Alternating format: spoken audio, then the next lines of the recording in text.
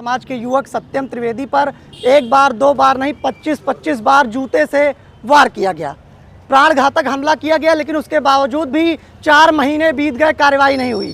थाने के थानेदार साहब भौकाली हैं। भौकाल ऐसा कि वो अपना वर्दी का फर्ज भूलकर अपने जातिवादी पर उतारू हो गए। हम बात कर रहे हैं उत्तर प्रदेश के जनपद कानपुर नगर की, जहां पर पनकी थाने के थाना अध्यक्ष ने एक युवक पर 25 जूतों से उसके मुंह पर प्रहार कर दिया।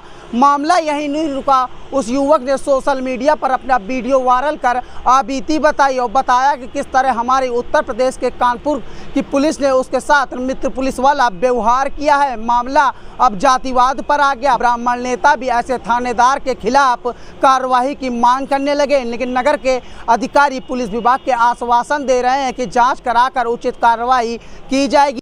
कानपुर आज आया हुआ हूं क्योंकि कानपुर में 4 महीने पहले पनकी थानेदार के द्वारा गुंडई दबंगई का परिचय देते हुए एक ब्राह्मण समाज के युवक पर बुरी तरीके से एक बार दो बार नहीं 25 बार जूते से उसके चेहरे पर वार किया गया।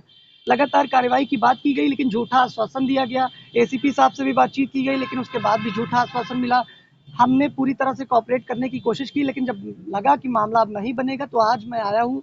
मैंने साफ तौर पर बातचीत की और साफ तौर पर यह अल्टीमेटम भी दे दिया है कि यदि कार्रवाई नहीं होती है तो बड़े पैमाने पर डिप्टी सीएम कार्यालय का घेराव किया जाएगा, ब्रजेश पाठक का घेराव किया जाएगा, क्योंकि आज वो सवर्णों के बड़े नेता हैं। ब्राह्मण समाज की जिम्मेदारी उनके कंधों पर है, लेकिन उसके बाद समाज का एक शख्स, समाज का एक व्यक्ति इस तरीके से लगातार 4 महीने से न्याय मांग रहा है और उसे न्याय देने का कार्य नहीं हो रहा है, बल्कि पुलिस के द्वारा लगातार कानपुर पुलिस, चूंकि इनके द्वारा एक शिकायती पत्र दिया गया था और उसके बाद इनके ऊपर आरोप लगाए गए थे, जिस संबंध में इन्हें थाने बुलाया गया था और उसके बाद इन्हें लगातार पनकी थानेदार मैंने ये सूचना की थी, इन्हीं के द्वारा 112 को सूचना की गई और उसके बाद इन्हीं को पीटा गया।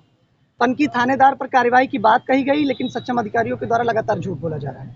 आज अधिकारियों से बात की है, क्या कुछ आश्वासन मिला है? देखिए, भाई साहब ने बताया है कि हम कार्रवाई करेंगे, लेकिन फिलहाल जो भी चीजें हैं क्योंकि कई बार ऐसा आश्वासन दिया जा चुका है कानपुर पुलिस प्रशासन के द्वारा, तो उन्होंने अपनी बात रखी है, मैंने अपनी बात कही है, लेकिन मैं साफ तौर पर यह कहना चाहूंगा कि अगर इस मामले में कार्रवाई नहीं होती है तो बड़े पैमाने पर जो ब्राह्मण समाज के तमाम नेता हैं उन्हें भी जवाब देना पड़ेगा। डिप्टी सीएम कार्यालय का घेराव राष्ट्रीय सवर्ण परिषद राष्ट्रीय अध्यक्ष पंकज धवरैया के नेतृत्व में बड़े पैमाने पर हजारों कार्यकर्ताओं के साथ लखनऊ में किए। क्या कुछ कहा था? मारा था, पीटा था, क्या आरोप लगे थे? उस वक्त कहा था कि तुम ब्राह्मण हो, मैं तुम्हारा करियर खराब कर दूंगा, ब्राह्मण होना गुनाह है, और ये मैंने लगातार कहा, ये मैं बार बार कह रहा हूँ। कौशाम्बी कांड आपने देखा, कौशाम्बी में मैंने यही कहा।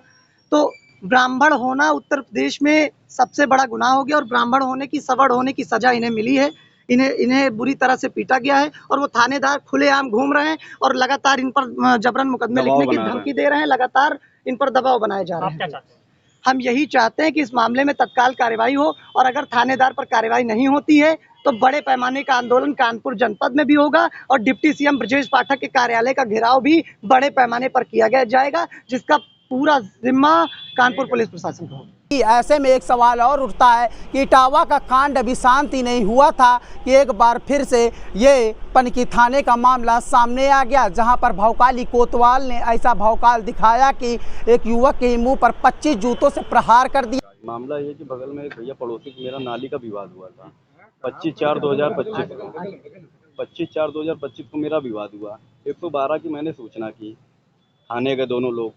दूसरे व्यक्ति जो गुप्ता जी थे उनको अपनी कुर्सी में बैठाला गया और इंस्पेक्टर सामने मानवेंद्र सिंह इंस्पेक्टर थाना पनकी के थाना अध्यक्ष हैं, उन्होंने अपनी कुर्सी के नीचे बैठाल के हमको जूता उतारा और 20-25 जूता चेहरे पे मारे, जो कि दाग आज भी मेरा ये बना है देखिए। और ब्राह्मण समाज को गाली बोले, तुम ज़्यादा ब्राह्मणगिरी दिखाते हो, ज़्यादा पोस्ट शेयर करते हो, तुम्हारा जीवन बर्बाद कर देंगे, तुमको हम बर्बाद कर देंगे, तुम्हारे परिवार सहित। युवक का कहना है उसके साथ ये घटना इसलिए घटे कि थानेदार लगातार 1 नहीं 2 नहीं 3 नहीं 4 नहीं 5 नहीं बल्कि 25 जूते लगातार उसके मुख पर मारे, क्योंकि उसका दोष इतना था क्योंकि वो जाति का ब्राह्मण था। उसके बाद लगातार इन्होंने मेरे खिलाफ षड्यंत्र रचा। आज से हफ्ते भर पहले उन्होंने थाने मुझको मेरे पिताजी के साथ बुलाया। उन्होंने बोला कि हम पश्चाताप कर सकते हैं। अच्छा सर, ये बताइए कि कोई जूते से मार खाने के बाद पश्चाताप कर लेगा? वो व्यक्ति समाज में गा रहा है, मैं इतना डिप्रेशन में हूँ, मैंने सारे अधिकारी के पास गए, अभी तक 4 महीने हो गए, कोई कार्रवाई नहीं हुई। और आगे अगर ऐसा होगा तो मैं आत्मदाह कर लूँगा मुख्यमंत्री ऑफिस के बाहर जाके। इसके जिम्मेदार कानपुर पुलिस और पनकी थाना अध्यक्ष मानवेंद्र सिंह होंगे। कुछ आरोप भी लगे थे आपके? क्या? हाँ, आरोप भी लगे थे। आरोप ये लगे थे, एक उसी गुप्ता जी ने ये आरोप लगाया मेरे ऊपर कि उनकी पत्नी से मेरे अवैध संबंध है। जिसमें से कानपुर मानवेंद्र सिंह थानाध्यक्ष ने बहुत कोशिश करी, लेकिन वो झूठा था, क्योंकि उनकी वाइफ आके खुद यहाँ डीसीपी साहब के यहाँ बयान दे गई थी और प्रार्थना में दे गई कि मेरे उनसे कोई संबंध नहीं है। उसके बाद जब ये चीज़ हुआ तब एसओ साहब ने क्या किया, हमको बुलाया थाने में, समझौता करने की कोशिश करी। आप बताइए, कोई जूता मार खाएगा, समाज में होगा, इतना डिप्रेशन में रहेगा। मेरा जो मानसिक संतुलन खराब है, जब हम सोचते हैं रात में लेटते हैं कि मुझको जूते से क्यों मारा गया और समाज को गाली देते हुए क्यों मारा गया, तो ऐसा लगता मर जाएं तो ज़्यादा सही है। ऐसा हम नहीं बल्कि पीड़ित युवक का आरोप है, उसको ब्राह्मण होने की सजा मिली है। अब देखने वाली बात यह होगी, तस्वीरें साफ होने के बाद पीड़ित के आरोप के आधार पर उत्तर प्रदेश पुलिस की तरफ से ऐसे थानेदार पर क्या कार्रवाई की जाती है।